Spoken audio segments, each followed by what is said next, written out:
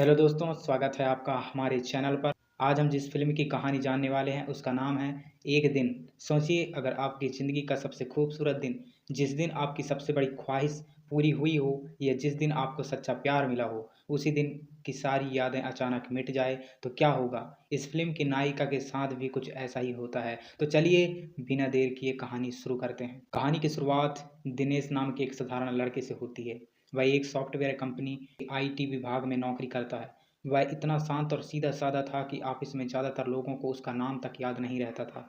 दूसरी तरफ उसकी माँ उसके लिए लगातार रिश्ते देख रही थी, लेकिन कोई भी लड़की उसे पसंद नहीं करती थी। दिनेश अपने ही ऑफ़िस में काम करने वाली मीरा से मन ही मन प्यार करता था, लेकिन उसमें इतना भी साहस नहीं था कि वह जाकर उससे बात कर सके। उसे लगता था कि कोई भी लड़की उसे कभी पसंद नहीं करेगी। एक दिन मीरा अपने लैपटॉप की एक समस्या ठीक करवाने के लिए दिनेश के पास आती है। दिनेश खुशी-खुशी उसका लैपटॉप ठीक करने लगता है, तभी गलती से उसके हाथ से मीरा की मेज़ पर रखा एक छोटा-सा खिलौना नीचे गिर जाता है। वह तुरंत माफ़ी माँगते हुए कहता है, "अरे! आपका स्नो मिक्कू मुझसे गलती से गिर गया।" यह सुनते ही मीरा चौंक जाती है। वह कहती है कि इस खिलौने का नाम सिर्फ़ उसे और उसके पिता को ही पता है, आज तक किसी और को इसका नाम नहीं मालूम था। तब दिनेश बताता है कि स्नो मिक्कू जापान से जुड़ा एक ख़ास खिलौना है। मीरा बताती है कि उसका सबसे बड़ा सपना जापान जाना है। जब उसके पिता सेना में थे, तब वे उसके लिए 3 श्रमिक गुड़ियाँ लाए थे। बाद में उसने अलग-अलग जगहों से 3 और गुड़ियाँ इकट्ठी कर लीं। अब उसके पास कुल 6 गुड़ियाँ हैं। अगर उसे 7वीं गुड़िया भी मिल जाए तो उसका पूरा कलेक्शन पूरा हो जाएगा। मीरा आगे बताती है कि वह एक दिन जापान जाना चाहती है। उसने वहाँ घूमने वाली सभी जगहों की एक सूची भी पहले से बना रखी है। लैपटॉप ठीक होने के बाद मीरा मुस्कुराकर कहती है, "थैंक यू दिनेश।" यह सुनकर दिनेश हैरान हो जाता है और पूछता है, "तुम्हें मेरा नाम कैसे पता?" मीरा जवाब देती है, "मैंने तुम्हारे आईडी कार्ड पर देखा था। आज तक किसी ने उसका नाम लेकर उसे नहीं बुलाया था, इसलिए वह कहता है मुझे दिनेश मत कहो, मुझे दीनू कहकर बुलाओ।"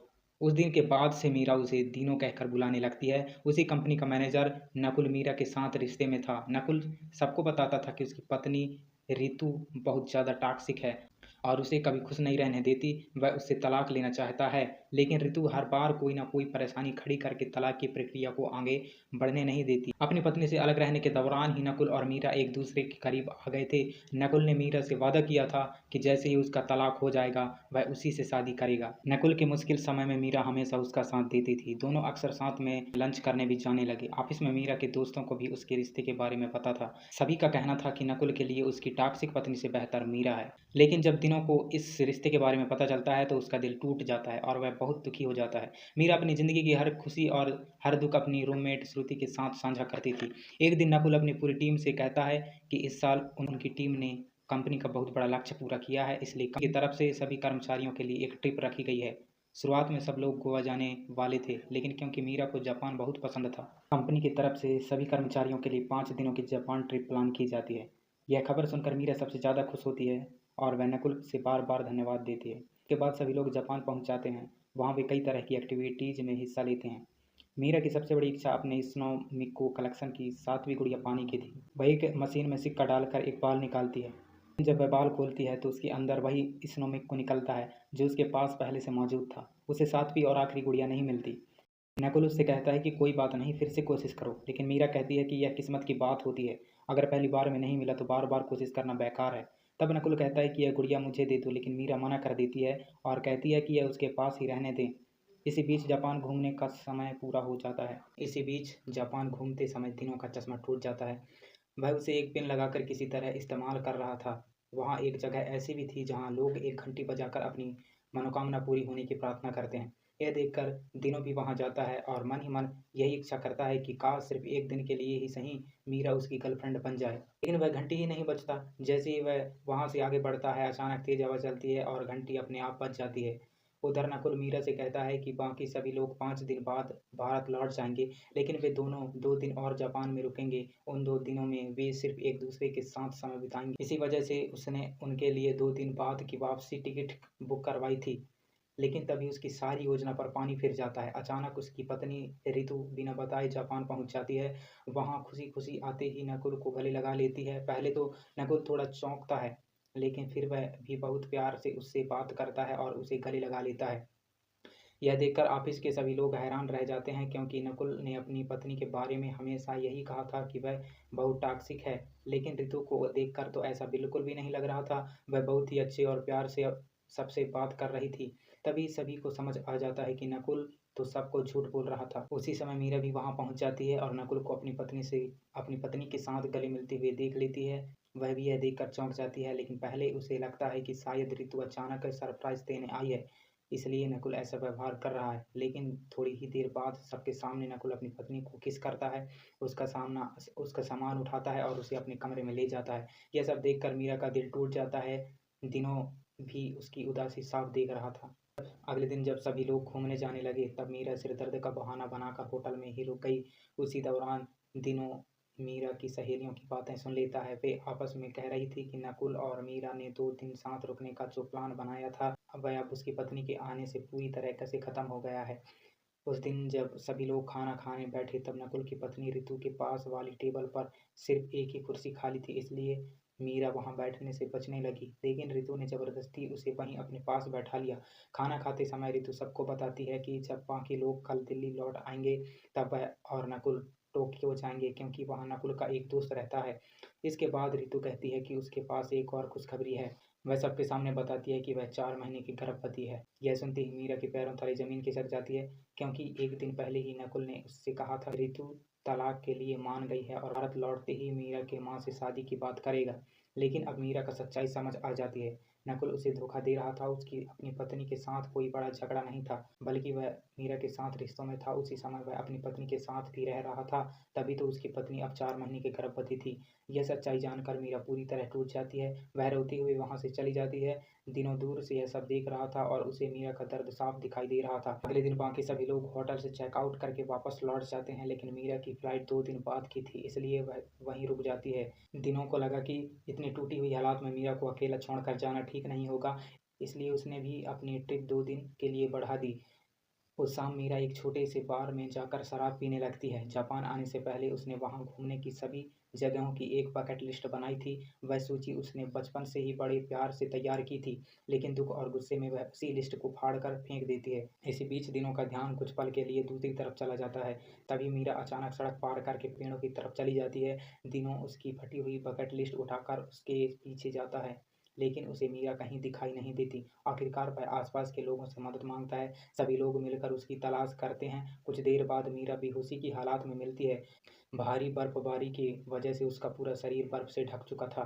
उसे तुरंत गंभीर हालात में अस्पताल ले जाया जाता है। वहां एक भारतीय डॉक्टर भी मौजूद था। जब मीरा को होश आता है तब डॉक्टर और दिनों को एक चौंकाने वाली बात पता चलती है कि मीरा पिछले 1 साल में हुई कोई भी बात याद नहीं थी। वह हैरानी से पूछती है कि वह तो चेन्नई में थी, फिर जापान कैसे पहुंच गई। जांच करने पर डॉक्टर बताते हैं कि उसे टीजीए नाम की बीमारी हुई है। इस बीमारी की वजह से पिछले 1 साल या उससे भी ज़्यादा समय की उस्त चली गई है।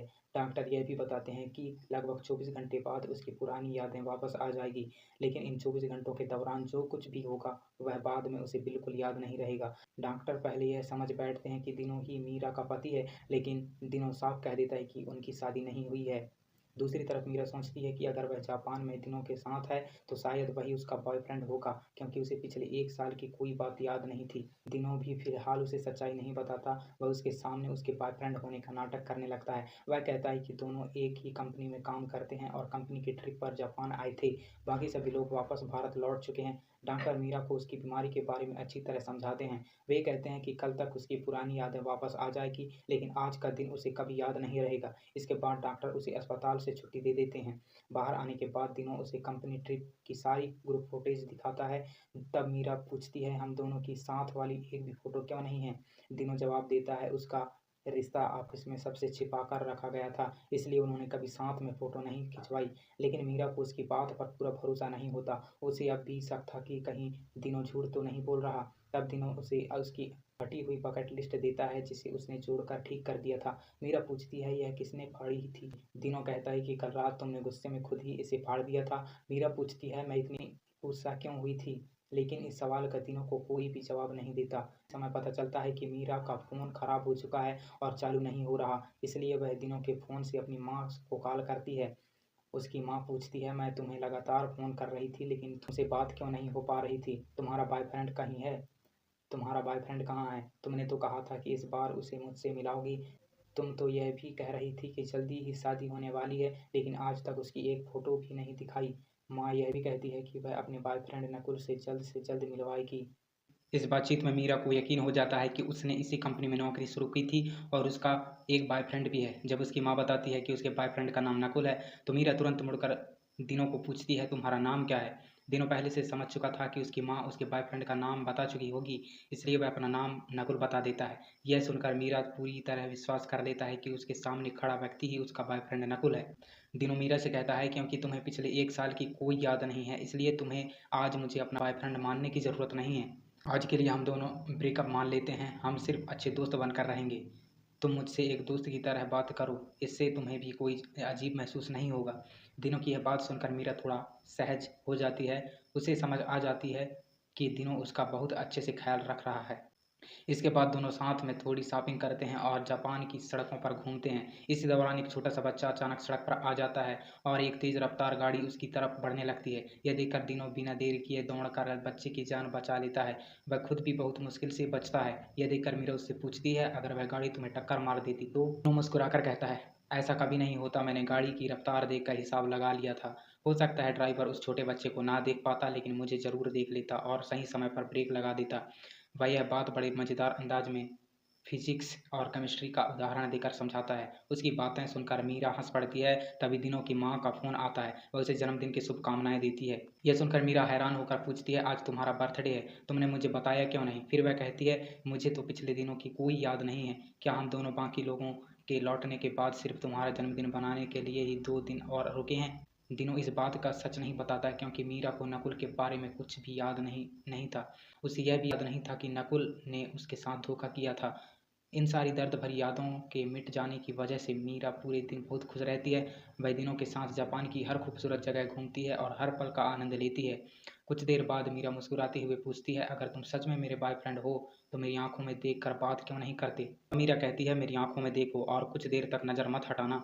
दिनों उसकी आंखों में देखता रहता है, लेकिन कुछ ही देर बाद मीरा खुद अपनी नजरें झुका लेती है, क्योंकि उसे दिनों की आंखों में अपने लिए सच्चा प्यार साफ दिखाई दे रहा था। इसके बाद दोनों मीरा की बकेट लिस्ट में लिखी एक-एक जगह घूमने जाते हैं। एक जगह मीरा फिर से स्नोमेको मशीन से एक गुड़िया निकालती है। उसे लगता है कि यह उसके कलेक्शन में से नई गुड़िया है और वह बहुत खुश हो जाती है। लेकिन दिनों कहता है, यह गुड़िया तो तुम्हारे पास पहले से ही है, बस तुम्हें याद नहीं है। तुम्हारे पास 6 स्नोमिको पहले से हैं, सिर्फ एक आखिरी गुड़िया की कमी है। मुझे पूरा यकीन है कि वह भी तुम्हें आज ही कहीं न कहीं मिल जाएगी। मीरा कहती है, अगर यह मेरे पास पहले से है तो फिलहाल तुम ही इसे रख लो। यह कहकर वह गुड़िया दिनों को दे देती है। इसके बाद दिनों पूछता है, अब कहाँ चलना है? मीरा जवाब देती है, सबसे पहले मेरा फ़ोन ठीक करवाना है। सुनकर दिनों बहुत घबरा जाता है, लेकिन वह उसे मना नहीं करता। मीरा अपना फ़ोन ठीक करवा लेती है। इसके बाद वह अपने मैसेज देखने लगती है। तभी वह नकुल नाम की चैट खोलती है। मीरा तो यही समझ रही थी, दिनों ही नकुल है। इस चैट में जापान की कुछ तस्वीरें थी और सबसे आखिर में एक मैसेज लिखा था, मैं तुम्हें सब कुछ समझा दूंगा, मुझे एक मौका दो, सॉरी। यह कहकर मीरा दिनों से पूछती है, तुमने मुझे ऐसा मैसेज क्यों भेजा था? असल में वह मैसेज दिनों ने नहीं बल्कि असली नकुल ने भेजा था, लेकिन दिनों झूठ बोल रहा था। वह कहता है, कल रात हमारी थोड़ी सी लड़ाई हो गई थी, इसलिए मैंने गुस्से में यह मैसेज भेज दिया था। फिलहाल मीरा ना तो बाकी मैसेज पढ़ती है और ना ही बाकी तस्वीरें देखती है। दिनों को साथ लेकर फिर से जापान घूमने निकल जाती है। बातों-बातों में मीरा को महसूस होता है कि दिनों ने शायद उसे कभी ठीक से प्रपोज़ नहीं किया था। इसलिए वह कहती है, एक बार फिर से मुझे प्रपोज़ करो। दोनों ट्रेन पकड़ने जाते हैं, लेकिन ट्रेन लेट हो जाती है, इसलिए वे पास की एक दुकान में कुछ देर तक रुक जाते हैं। वहीं मीरा फिर से दिनों से उसे प्रपोज़ करने के लिए कहता है। इस बार दिनों पूरी दिल से और बहुत ही रोमांटिक अंदाज़ में अपने प्यार का इज़हार करता है। वह मीरा को बताता है कि उसे पहली बार कब और क्यों उससे प्यार हुआ और उसके बारे में वह क्या-क्या महसूस करता है। मीरा उसकी हर बात बड़े ध्यान से सुनती है और उसे बहुत अच्छा लगता है। उसी पल उसे समझ में आता है कि उसने इस इंसान से प्यार क्यों नहीं किया होगा। उसी समय उसे समझ में आता है कि उसने इस इंसान से प्यार क्यों किया होगा। इसके बाद दोनों साथ बिताए हर पल को खुलकर जीते हैं। वे खूब घूमते हैं, हँसते हैं और बहुत सारी तस्वीरें और वीडियो बनाते हैं। लेकिन उन तस्वीरों और वीडियो में दिनों कहीं भी साथ नहीं होता। वह सिर्फ़ मीरा की अकेले वाली फ़ोटो और वीडियो बनाता है, क्योंकि उसे पता था कि अगले दिन मीरा इस पूरे दिन की सारी यादें भूल जाएगी। इसलिए वह नहीं चाहता कि उसके साथ बिताए इस दिन की वजह से मीरा को बाद में कोई उलझन हो। कुछ देर बाद मीरा फिर से स्नोमिक को मशीन में अपनी किस्मत आजमाती है। इस बार उसे वही सातवीं और आखिरी स्नोमिक को मिल जाती है जिसकी वह इतने समय से तलाश कर रही थी। अपनी खुशी रोक नहीं पाती और तुरंत दिनों को गले लगा लेती है। वह कहती है कि आज उसकी किस्मत सच में बहुत अच्छी है। रात को घूमने के बाद दोनों वापस होटल के कमरे में लौटते हैं। मीरा को अपनी जैकेट उतारने में परेशानी होती है, इसलिए दिनों उसकी मदद करता है। इतना पास होने के बावजूद भी दिनों उसके साथ किसी भी तरह की गलत हरकत नहीं करता।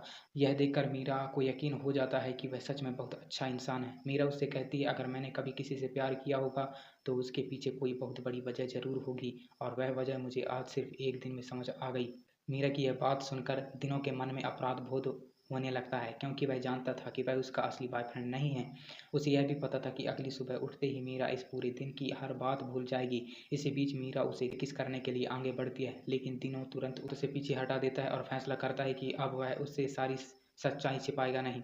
वह मीरा को पूरी सच्चाई बताने लगता है। दिनों आखिरकार मीरा से सच सच कह देता है, जैसा तुम सोच रही हो मैं तुम्हारा बॉयफ्रेंड नहीं हूँ। पहले डॉक्टर ने गलती से मुझे तुम्हारा पति समझ लिया था। जब मैंने बताया कि हमारी शादी नहीं हुई है तब तुमने खुद ही यह मान लिया था कि मैं तुम्हारा बॉयफ्रेंड हूँ। मैंने बस तुम्हारी यह गलतफहमी दूर नहीं की। तुम्हारे असली बॉयफ्रेंड का नाम नकुल है। सिर्फ उसी नाम के बारे में मैंने झूठ बोला था, लेकिन आज मैंने तुमसे जो भी बातें कही और जो भी एहसास बताए वे सब बिल्कुल सच्चे थे। यह सुनते ही मीरा गुस्से में आ जाती है। वह कहती है कि मेरी याददाश्त चली गई थी, इसलिए तुमने मेरा फ़ायदा उठाने की कोशिश की।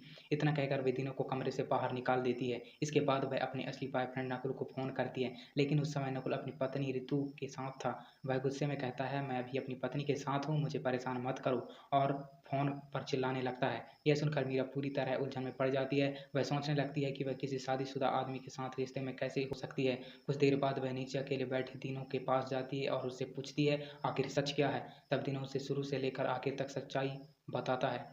वह कहता है कि नकुल सबको यही कहता था कि वह अपनी पत्नी ऋतु को तलाक देने वाला है। इसी झूठ की वजह से उसने मीरा के साथ रिश्ता बनाया था, लेकिन असलियत यह थी कि वह अपनी पत्नी को तलाक देने वाला नहीं था, बल्कि उसकी पत्नी 4 महीने की गर्भवती भी थी। दिनों बताता है कि यह सच्चाई मीरा को जापान आने के बाद पता चली थी। वह असल में नकुल के साथ 2 दिन और रुकने वाली थी, लेकिन ऋतु के आने के बाद नकुल वापस चला गया।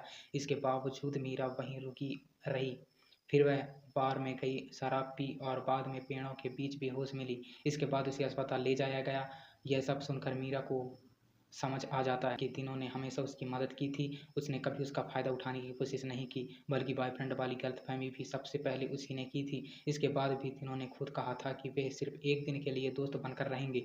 अगर वह चाहता तो उसके बॉयफ्रेंड होने का नाटक करके उसका गलत फ़ायदा उठा सकता था, लेकिन उसने ऐसा कुछ भी नहीं किया। तभी मीरा को एहसास होता है कि दिनों कितना अच्छा इंसान है।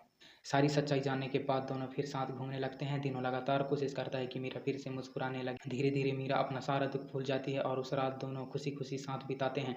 सिर्फ़ एक ही दिन में मीरा के दिल में दिनों के लिए ख़ास जगह बन जाती है। उसे पहले से पता था कि दिनों उससे प्यार करता था। अब धीरे-धीरे उसे भी दिनों से प्यार होने लगता है। अगली सुबह दोनों को भारत लौटना था। दोनों मीरा का सारा सामान पैक कर देता है।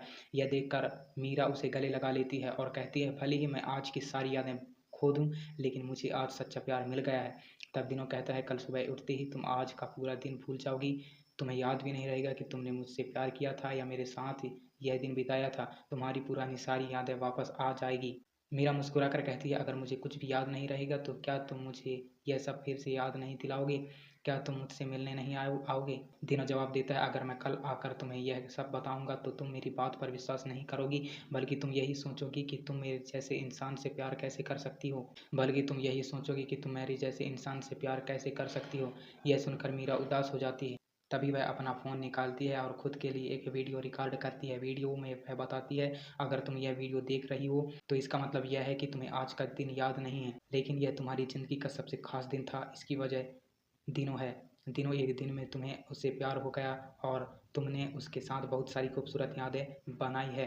अगर तुम्हें कुछ याद ना रहे तो दिनों को ढूँढना और उससे इस पूरे दिन के बारे में पूछना। इसके बाद वह कैमरा दिनों की तरफ घुमाती है और उससे अपना नाम और फ़ोन नंबर बोलने के लिए कहती है। दिनों अपना नाम और नंबर बता देता है। मीरा को पूरा भरोसा था कि अगली सुबह यह वीडियो देखकर उसे सब कुछ समझ आ जाएगा। अगली सुबह मीरा दिनों की गोद में सिर रखकर सो रही थी, लेकिन दिनों सोचने लगता है कि अगर मीरा जागने के बाद यह वीडियो देखेगी तो शायद उसे यकीन ही नहीं होगा। हो सकता है वह इसे नकली वीडियो समझे।